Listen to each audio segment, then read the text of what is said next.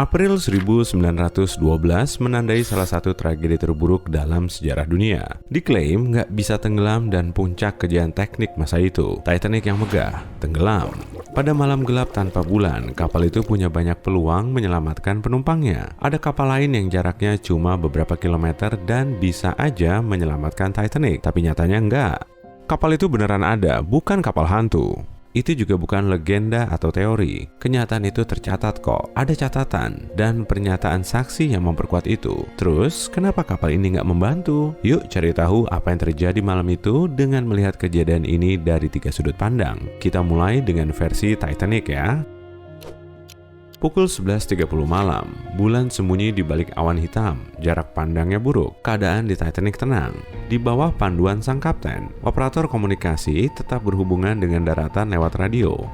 Waktu itu, ada orang asing yang menyusup ke frekuensi dan mengganggu komunikasi operator. Nggak jelas tujuan orang asing itu dan apa yang dia katakan. Operator itu juga nggak mencari tahu. Dia membentak orang itu lalu memutus sambungan. Sambungan terganggu. Pukul 11.40 malam, Titanic menabrak gunung es. Kejadian itu merobek lambung kapal. Air mulai masuk ke geladak bawah, tapi belum ada yang panik.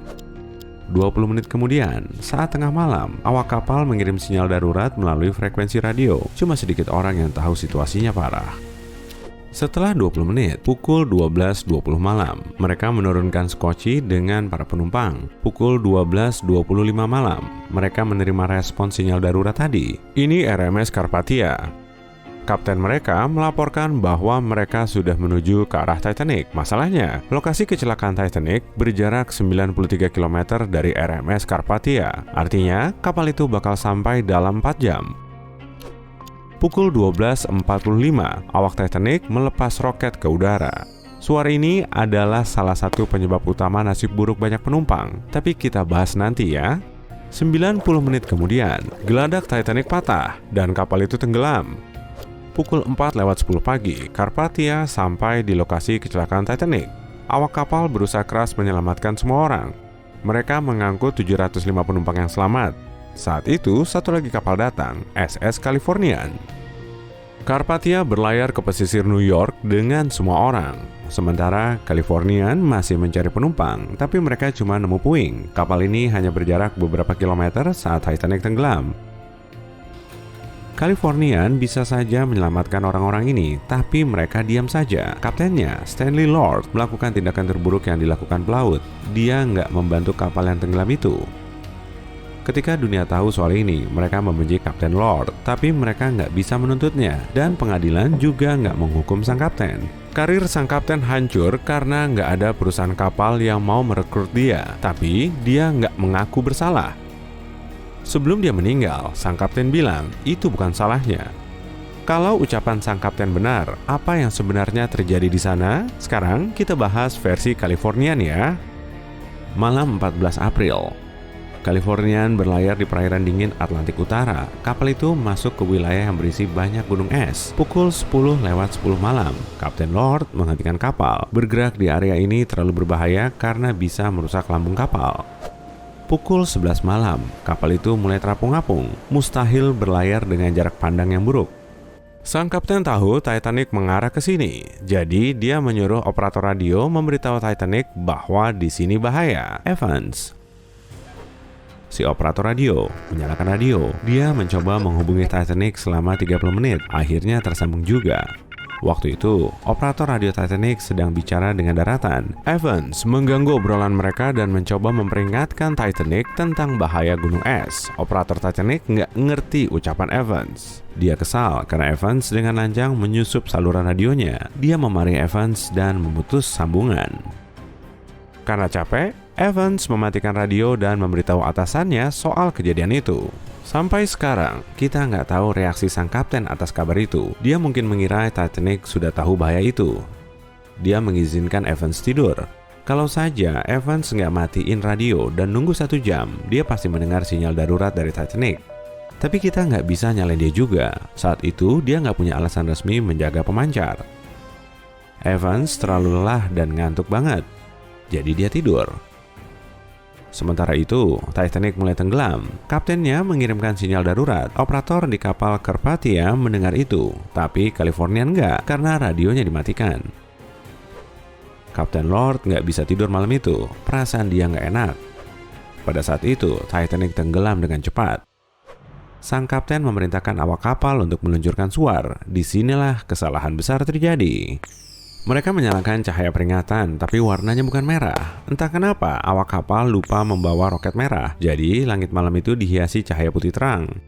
Kalau kamu harus mengirim sinyal darurat, nyalakan cahaya merah. Kapten Lord melihat cahaya ini tapi menganggap itu bukan permintaan tolong. Nggak mungkin dong di kapal sebesar Titanic nggak ada roket merah standar, tapi apesnya itu mungkin aja. Kapten Lord mengira Titanic udah pergi. Mungkin ada alasan yang nggak diketahui di balik cahaya putih itu, tapi dia nggak tahu. Jadi Kapten Lord nggak tahu Titanic tenggelam. Namun dia memutuskan menghubungi Titanic, tapi kali ini bukan lewat komunikasi radio. Kapten Lord nggak membangunkan operator radio. Dia mengirim sinyal ke Titanic lewat lampu sinyal. Ingat ya, banyak kapten zaman dulu nggak menganggap komunikasi radio itu penting. Mereka nggak mengerti kepentingan teknologi ini.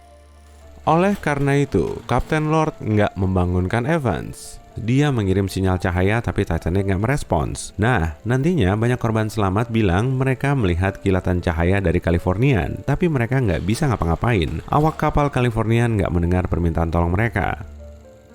Pukul 2:20 malam, Titanic tenggelam. Kurang lebih 2 jam kemudian, operator radio Evans bangun dan menyalakan radio. Dia mendengar banyak penyelamat ngomongin kapal yang tenggelam. Evans paham semua, dia melapor pada sang kapten. Waktu itu, Californian langsung pergi ke lokasi kecelakaan. Mereka bertemu Carpathia di sana dengan para korban selamat. Carpathia berlayar ke New York. Californian tetap berlayar di sana mencari korban lain, tapi mereka cuma menemukan puing. Californian kembali ke daratan. Kabar kapal itu bisa menyelamatkan Titanic langsung tersebar. Persidangan dimulai. Kapten Stanley Lord dan awaknya menceritakan versi mereka. Mereka bilang kapal mereka diam di tempat. Tapi banyak orang nggak percaya dan beberapa penumpang yang selamat bilang mereka melihat Californian lewat. Hakim menyatakan mereka tidak bersalah. Tahun 1962, Kapten Stanley Lord sudah sangat tua. Dia menghubungi notaris untuk mengakui sesuatu. Sang kapten membuat pernyataan terakhir tentang kasus ini. Dia bersumpah dia nggak bersalah. Tapi kalau bukan Californian yang berlayar melewati Titanic saat itu, terus siapa? Teori Samson bisa menjawab pertanyaan itu.